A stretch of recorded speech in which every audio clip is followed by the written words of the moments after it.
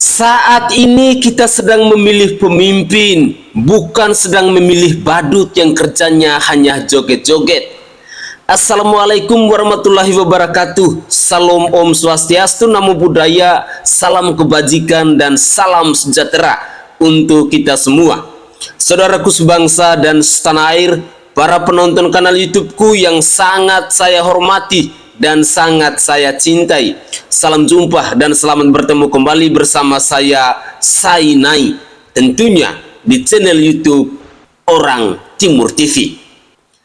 Saudaraku sebangsa dan setanah air, dalam beberapa menit ke depan saya akan menemani pemirsa sekalian dengan cuplikan-cuplikan video yang kocak dan ngakak tentunya, namun berkualitas.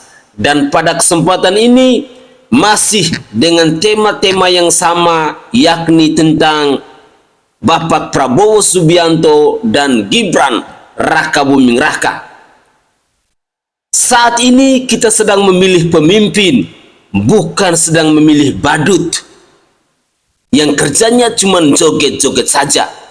Jadi ini adalah sebuah statement yang sangat menggugah hati kita, dan semoga statement ini bisa menyadarkan kita bahwa saat ini benar kita sedang mencari pemimpin untuk mengayomi bangsa ini, untuk mensejahterakan bangsa ini, dan untuk memajukan bangsa ini. Bagaimana keseruan-keseruannya? Saya mengajak pemirsa sekalian, mari kita cek bersama-sama cuplikan-cuplikan video berikut ini. Selamat menyaksikan. Daripada dengar saya pidato, mendingan joget. Kita ini sedang memilih pemimpin untuk bisa memimpin negara ini dengan baik, bukan memilih badut yang hanya kerjanya joget-joget. Kalau mau nonton badut joget-joget, itu boleh nonton di Ancol. Wah. Wah.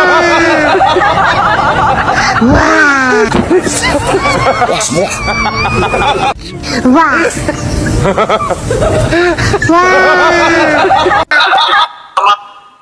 Sangat setuju sekali dengan pernyataan Mbak ini, bahwa saat ini yang kita pilih adalah pemimpin, bukan badut yang kerjanya hanya joget-joget, yang kerjanya cuman goyang-gemoy itu.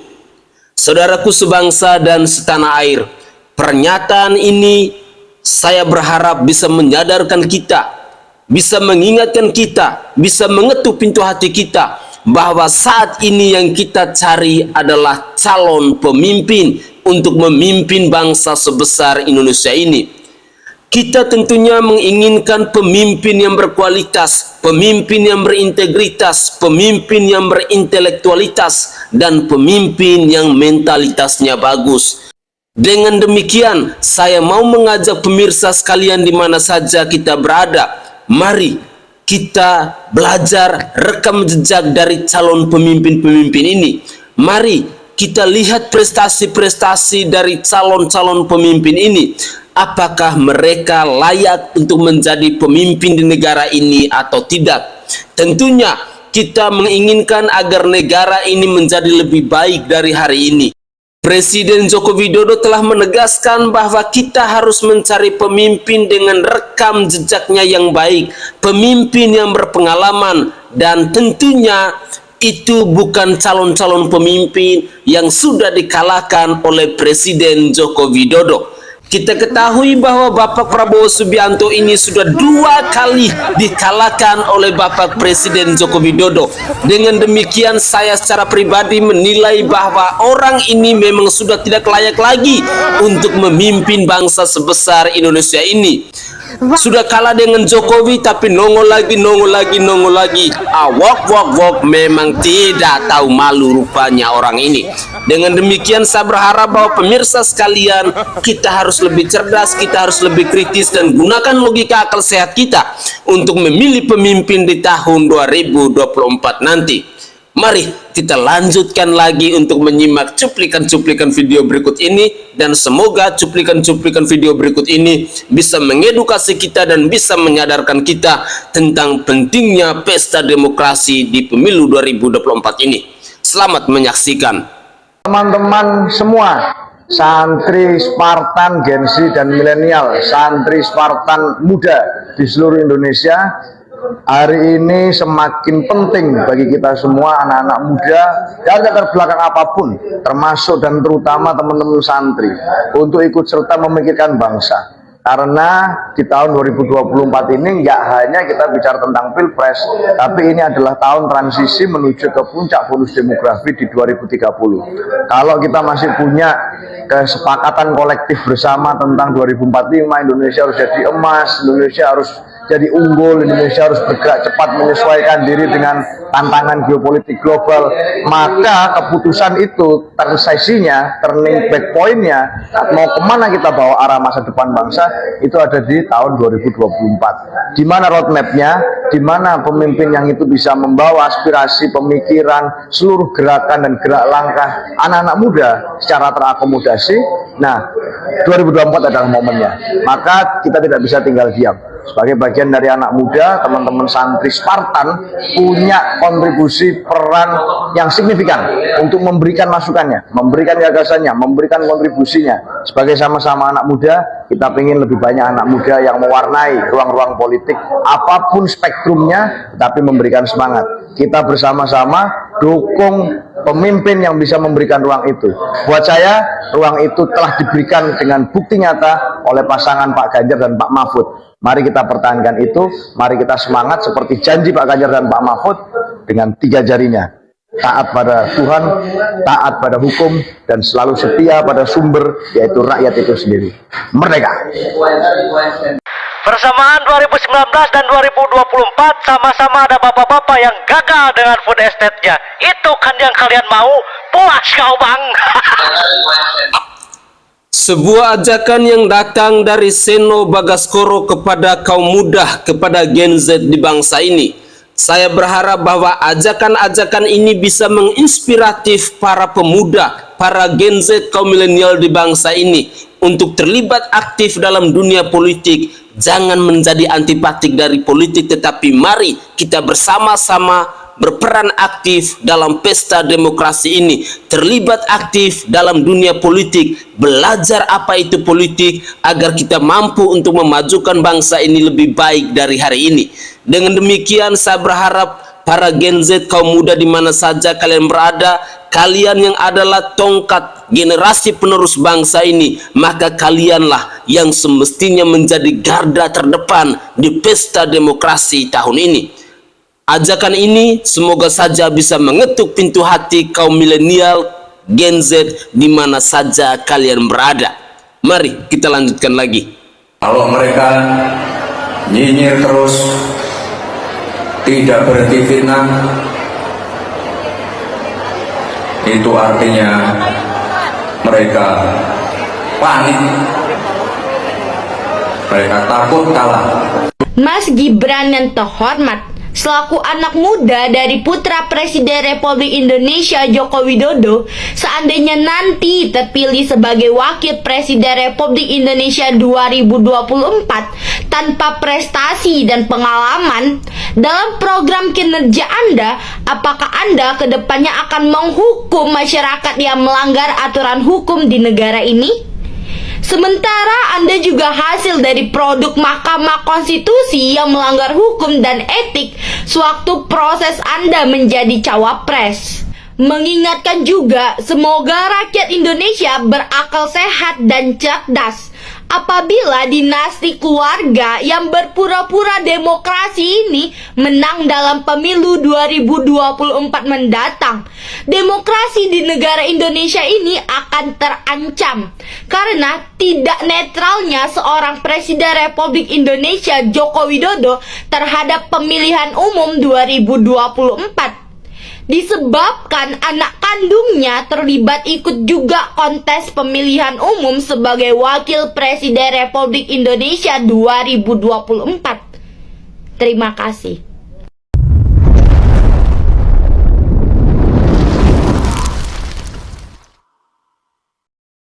Oke guys, itulah cuplikan-cuplikan video yang sudah saya persembahkan kepada pemirsa sekalian di mana saja kalian berada. Semoga cuplikan-cuplikan video mulai dari awal hingga akhir di season pertama ini bisa mengetuk pintu hati kita dan bisa menyadarkan kita bahwa pentingnya kita memilih pemimpin yang berkualitas, yang berintegritas, yang rekam jejaknya bagus, dan tentunya pemimpin yang bukan karbitan. Saya berharap ajakan-ajakan dari Seno Bagaskoro maupun kritikan pedas dari seorang bocil remaja ini kepada Gibran Rakabuming Raka dan Presiden Insinyur Haji Joko Widodo bisa menyadarkan kita bahwa pentingnya berdemokrasi, pentingnya anak muda untuk terlibat aktif dalam dunia politik demi memajukan bangsa dan negara ini. Sekali lagi saya tegaskan kepada Gen Z, kaum muda di mana saja kalian berada, janganlah menjadi antipatik dari politik, tetapi mari terlibat aktiflah dalam dunia politik. Penting karena hal ini untuk memajukan bangsa dan negara ini. Maju atau tidak bangsa ini ada di tangan kalian, karena generasi muda adalah generasi penerus bangsa. Mari kita lanjutkan lagi. Maksud adalah Zulkifli Hasan. Ada satu argumen terngaco yang keluar dari salah satu capres kita, Pak Prabowo Subianto, itu terkait masalah politik uang. Beliau bilang gini, kalau ada orang yang membagi-bagikan uang, maka ambil saja uang itu, tapi masalah pilihan itu tergantung hati nuraninya, kurang lebih seperti itu. Dan tidak secara langsung kalau saya tafsirkan bahwa Pak Prabowo itu seolah-olah melegalkan adanya politik uang, money politik, suap, dan lain sebagainya. Ya, karena argumentasi demikian maka tafsirannya juga begitu kalau menurut saya. Dan di acara Mata Najwa, Pak Prabowo ditanya terkait ada salah satu tokoh yaitu Pak Zulkifli Hasan yang bagi-bagikan uang ke nelayan. Apa tanggapan Pak Prabowo? Tanggapannya adalah, ya gak apa-apa, Pak Zulkifli Hasan itu kan orangnya baik dan suka sedekah. Aduh ya Tuhan. Ada KPU, ada Bawaslu, ada lembaga pemantau, ada aktivis-aktivis yang fokus ngobrolin demokrasi. Mereka gencar-gencar terus kepada masyarakat mensosialisasikan untuk tidak adanya suap, tidak adanya politik uang, tidak adanya money politik dan lain sebagainya. Tapi ini ada capres yang kemudian kalau ada yang memberikan uang maka terima saja. Allah ya Tuhan, benar-benar luar biasa. Gini loh Pak, itu masih tetap namanya suap. Orang yang memberi dan orang yang menerima itu bisa kena pidana loh Pak. Aduh, kok gini amat? Pak Prabowo itu kan ketua partai. Partai itu kan memiliki fungsi, salah satunya adalah memberikan pendidikan politik kepada masyarakat. Kalau ketua partainya kayak gini, pendidikan politik seperti apa yang akan nanti diterima oleh masyarakat? Kan gitu pikirannya. Kan selama ini yang terjadi money politik, terjadi suap dan lain sebagainya, itu kan orang-orang partai, bukan dari masyarakat. Masa masyarakat main politik uang? Nggak mungkin lah masyarakat menyogok partai. Pak ketua partai, saya nih kasih uang tapi jangan nyalonin si ini dan sebagainya. Kan jarang terjadi politik uang di masyarakat. Tapi yang menjadi inti ataupun yang menjadi masalah utama dalam politik uang itu adalah parpol itu sendiri. Jadi ayolah kita sebagai masyarakat Indonesia, sebagai pemuda, kalau hari ini demikian, ayolah kita hari ini terus memberikan pendidikan politik kepada partai, kepada birokrasi, kepada pemerintah. Ya karena mereka bisa hidup sampai sekarang itu dari uang kita, dari uang rakyat, dari uang pajak dan sebagainya. Sehingga kalau uang kita digunakan dengan cara-cara yang tidak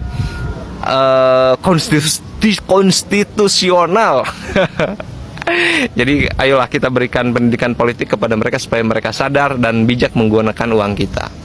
Penyempurnaan, jadi nggak ada yang namanya arah baru atau perubahan. Halah, ente ngadi-ngadi, nggak ada arah baru atau perubahan. Bukannya ente jadi cawapres dari jalur perubahan, merubah konstitusi. Majreng. Kali ini saya mau menantang debat dengan Mas Gibran. Soal hasil survei bilang intelektual Gibran lebih unggul daripada Pak Mahfud dan Caimin. Silakan baca di Fajar. Kalau memang Mas Gibran itu pintar, intelektual, lebih unggul dari wapres lain, calon wapres lain, atau yang lain-lainnya, ayo Mas Gibran, saya Brit Alorboy menantang Anda debat. Adu gagasan, adu kecerdasan, adu kemampuan, adu intelektual. Jangan cuman kita berautorika mengatakan bahwa Anda itu pintar, intelektual atau lainnya. Tapi mari kita buktikan. Kapan Mas Gibran satu meja dengan saya, kita berdua adu gagasan. Apakah Mas Gibran itu lebih berkualitas, lebih cerdas, lebih unggul, lebih intelektual dari saya atau teman-teman saya yang lain? Sebelum berhadapan dengan Caimin atau Pak Mahfud, saya dulu, Frit Alorboy, yang pingin menantang dengan Anda. Tapi mari kita dua duduk satu meja, tatap muka, kita beradu gagasan terkait dengan kepemimpinan, gagasan terkait dengan bangsa ini, wawasan kebangsaan, atau apa saja yang menjadi aspirasi dari para rakyat. Saya tunggu Mas Gibran. Sekian dan terima kasih. Frit Alorboy. Saya sangat yakin dan percaya jika ada tantangan-tantangan debat seperti ini, politisi karbitan yang bernama Gibran Rakabuming Raka itu pasti tidak akan mau. Diundang oleh mahasiswa, diundang oleh tokoh-tokoh bangsa dalam forum-forum resmi saja, Gibran Rakabuming Raka tidak berani datang. Ini membuktikan bahwa kualitas dan kemampuannya itu sangat pecah. Ayo rakyat Indonesia, Gen Z kalian di mana saja berada, sadar dengan kemampuan dari seorang Gibran Rakabuming Raka. Saat ini kita sedang mencari pemimpin-pemimpin yang berkualitas, pemimpin-pemimpin yang berintegritas, pemimpin-pemimpin yang mentalnya bagus, bukan pemimpin karbitan seperti Gibran Rakabuming Raka itu. Negara ini tidak butuh manusia yang hanya mencela-mencela, omongannya tidak jelas. Negara ini butuh pemimpin yang jelas, pemimpin yang tegas, pemimpin yang berkualitas. Dan bagi saya itu bukan sosok Gibran Rakabuming Raka. Saat diajak diskusi saja ngomongnya mencela-mencela tidak jelas. Bagaimana bisa membangun bangsa dan negara ini? Jangan hanya karena dia anak seorang Presiden Joko Widodo, lalu seenaknya dia berkuasa di bangsa ini. Ayo rakyat Indonesia, Gen Z, kaum milenial di mana saja kalian berada, sadar dengan kemampuan dari Gibran Rakabuming Raka. Dia bisa membangun kota Solo seperti sekarang ini, itu hanya karena Gibran Rakabuming Raka adalah anak dari seorang Presiden Joko Widodo. Dan proyek-proyek strategi nasional yang ada di Solo itu dihandle langsung oleh menteri. Sadar, sadar, dan sadar. Idola boleh, goblok jangan. Begitulah kira-kira. Kita ingin berkuasa. Kita ingin berkuasa. Yusril ingin berkuasa. Iya, kita ingin berkuasa dengan seizin rakyat kita. Kita ingin berkuasa untuk berbuat baik. Kita ingin berkuasa untuk menghilangkan kemiskinan dari bumi Indonesia. Kita ingin berkuasa untuk menghilangkan korupsi dari bumi Indonesia.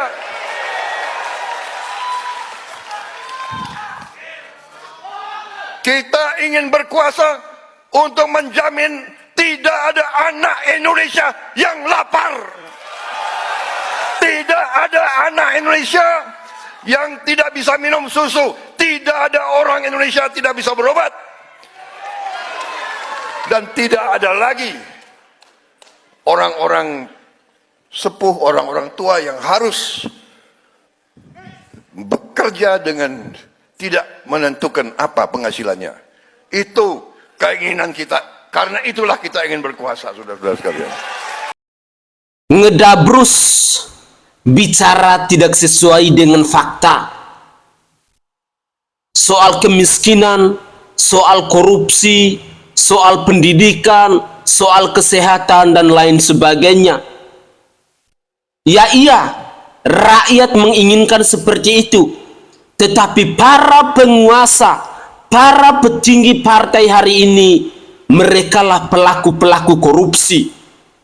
Merekalah pelaku-pelaku yang menyusahkan rakyat. Merekalah pelaku-pelaku yang membuat rakyat sengsara.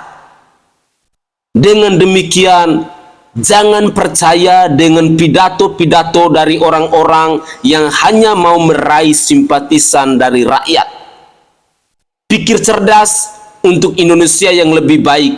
Rakyat Indonesia hari ini butuh pemimpin yang mau turun ke rakyat untuk melayani rakyat, bukan hanya ngedabrus, bukan hanya ngebacot. Rakyat tidak butuh itu.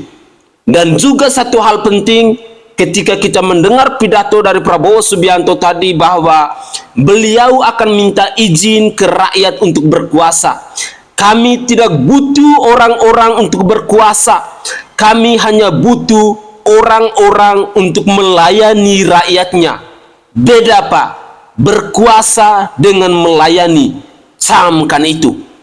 Rakyat sudah cerdas. Jangan kibulin rakyat dengan gaya pidatomu itu.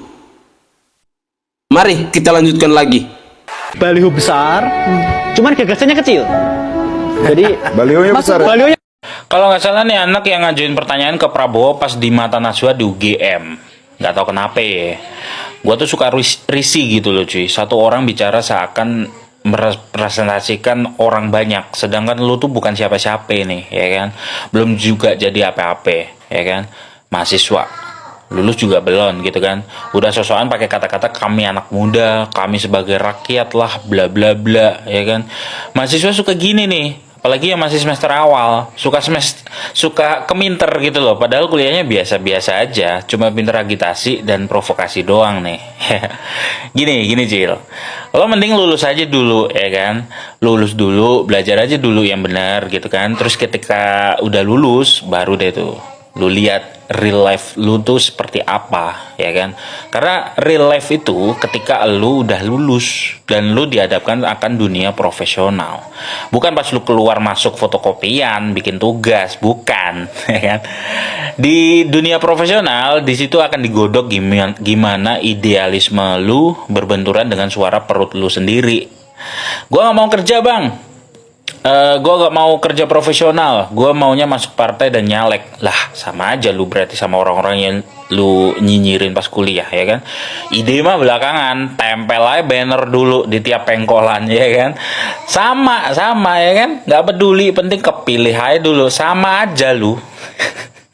Yang kedua masalah pemilihan diksi. Kami sebagai anak muda, kami sebagai milenial, kami sebagai Gen Z, kami sebagai rakyat. Kurang-kurangin dah lu. Apaan sih, norak banget lu, ya kan. Gue yakin teman-teman kampus lu juga gede kali dengerin narasi lu yang sok iye itu, ya kan. Oke, gue bahas lagi untuk kesekian kalinya cuy. Jumlah penduduk di Indonesia ada 270 jutaan. Ya detailnya kalau ngomong detail ya kita ngomong 277 jutaan saja, ya kan. Kaum terdidik di Indonesia cuma 8% atau 12 jutaan orang saja, ya kan. Jumlah pengguna internet di Indonesia ada sekitar 212 juta. 78%-nya atau sekitar 160 juta adalah pengguna media sosial, yang mana mayoritas adalah pengguna WhatsApp dan Facebook. Pertanyaan sekaligus poin yang pengen gue tekankan adalah dari 212 juta pengguna internet di Indonesia dan 167 juta pengguna medsos, which is 12 juta kalangan terdidik juga termasuk di situ, udah include di situ. Berarti sisanya ada berapa sekitar, ya kan, pengguna internet dan medsos yang belum terdidik? Ada berapa? Yang belum paham literasi digital, yang belum ngerti literasi politik, yang kagak ngerti literasi hukum, yang kerjanya tiap hari komen hate speech, sara, fitnah, hoax, dan lain-lain. Ada berapa coba? Hitung aja diri ya. Poinnya adalah mereka-mereka ini ketika dihadapkan pada sebuah kontestasi pemilu belum ngerti mana gagasan dan ide dan apa dampaknya ke kehidupannya 5 tahun mendatang. Belum ngerti mereka. Mereka tuh pilih figur, mereka pilih yang sekiranya dekat dengan mereka, merepresentasikan mereka, menyambut tangan mereka saat bertemu, dan lain-lain. Elu tong, ngomong emang bener, nggak ada yang salah dari omongan lu, tapi itu idealisme lu doang yang bicara, bukan lihat realita. Gue yakin orang-orang di daerah ketika ditanya kenapa akan memilih Prabowo, 95% jawaban mereka gue yakin kalau nggak karena ada Jokowi di belakang Prabowo, ya wiswayai atau udah saatnya. Kalau enggak ya eling dauhi Gus Dur. atau ingat pesannya Gus Dur yang bilang bahwa cuma Prabowo lah yang tulus kepada rakyat Indonesia, dan sempat diramalin juga jadi presiden di umur tua oleh Gus Dur gitu kan. Sedangkan kalau kita tanya ke kampus-kampus, mahasiswa bilang Prabowo dipilih karena gagah berwibawa. Itu kalau kata mahasiswa. Kalau kita tanya ke mahasiswi, ya bilangnya gemoy. Apalagi soal ide dan gagasan, mereka mana peduli, Cil. Apa kemudian itu kesalahan dari para paslon? Ya enggak juga bisa 100% disalahin. Rakyat kita aja yang belum waktunya dan belum siap memilih figur pemimpin dari isi otaknya, tapi lebih mengedepankan bungkus daripada isi. Jadi nggak usah deh ya sok-sokan ngomong seakan-akan merepresentasikan anak muda, rakyat lah. Geli gue dengernya, geli sumpah. Gue aja denger predikat influencer aja geli gitu loh. Kok ada orang yang mau disebut influencer? Pede banget gitu loh. Emang mereka itu udah menginfluence apa? Udah menginfluence siapa? Konten kreator aja udah. Itu udah cukup, udah mentok gitu. Influencer, influensa kali. Ya kan? Peace, merdeka. Inilah contoh netizen yang pemikirannya masih kolot, cara berpikirnya masih bongot, sehingga dia ngomongnya seperti itu. Padahal hari ini kita ketahui bahwa Gen Z, kaum milenial, orang-orang muda adalah garda terdepan. Mereka adalah tonggak generasi penerus bangsa ini. Sudah saatnya dan sudah waktunya bahwa semua anak muda mereka harus terlibat aktif. Mereka harus kritis. Mereka harus mampu untuk adu argumentasi. Karena memang bangsa ini ada di tangan mereka. Sudah waktunya. Dan netizen-netizen yang pemikirannya bongo dan kolot seperti ini lebih baik diam saja. Jangan membela, jangan memprovokasi, jangan memberikan narasi untuk melemahkan pemikiran dan niat baik dari anak muda. Lebih baik kalian diam, itu jauh lebih terhormat daripada kita melarang anak muda untuk bersuara. Disinilah ketika mereka kuliah, mentalitasnya mereka dilatih, retorikanya itu dibuktikan, intelektualitasnya itu dibuktikan. Jadi janganlah ada netizen yang melarang anak muda untuk bersuara. Sekali lagi saya berharap orang-orang yang menonton channel YouTube Orang Timur TV ini pemikirannya tidak kolot dan bongot seperti netizen yang satu ini. Ayo, mari kita berpikir kritis, mari kita berpikir cerdas agar Indonesia ini menjadi lebih baik dari hari ini. Mari kita lanjutkan lagi. Ini siapa yang takut Prabowo jadi presiden? Saya takut. Apa ketakutannya? Kami atau saya, jangan mengatasnamakan kami. Saya takut Indonesia makin terpuruk jika Prabowo menjadi presiden. Kenapa? Karena dia melanjutkan program Jokowi yang terbukti gagal. Nah, kalau selorohan kawan-kawan mahasiswa tempo hari, kami takut dihilangkan. Kemudian kami juga takut nepotisme. Karena wakilmu Gibran Raka Buming Raka yang berhasil menjadi cawapres, hasil melecehkan hukum, hasil melecehkan nalar publik, hasil melecehkan akal sehat publik. Itu gitu ya. Ya gimana ceritanya kok kawan saya yang dosen fakultas hukum aja bilang, ini gimana, apa fakultas hukum dibubarin aja gitu ya, nggak usah ada fakultas hukum lagi, kok diacak-acak kayak begini gitu. Oke guys, itulah cuplikan-cuplikan video yang bisa saya persembahkan ke hadapan pemirsa sekalian. Saya berharap cuplikan-cuplikan video dari awal hingga akhir bisa mengedukasi kita dan bisa menyadarkan kita tentang pentingnya berpolitik di bangsa ini. Satu hal yang mau saya tegaskan bahwa pemilu 2024 sudah di depan mata. Dengan demikian saya berharap bahwa setiap cuplikan-cuplikan video yang bisa menginspirasi kita, yang bisa menyemangatkan kita dan bisa menyadarkan kita, mari kita manfaatkan itu agar di tahun 2024 nanti kita mampu memilih pemimpin yang berintegritas, pemimpin yang berkualitas, pemimpin yang rekam jejaknya bagus, dan tentunya pemimpin yang punya sejuta pengalaman untuk mengayomi bangsa ini. Saya Sainai dari Provinsi Nusa Tenggara Timur. Saatnya kita yang rakyat jelata harus berani untuk bersuara. Salam hormat, salam NKRI, dan salam Pancasila untuk kita semua. Tetaplah semangat dan jangan lupa untuk selalu berpikir waras.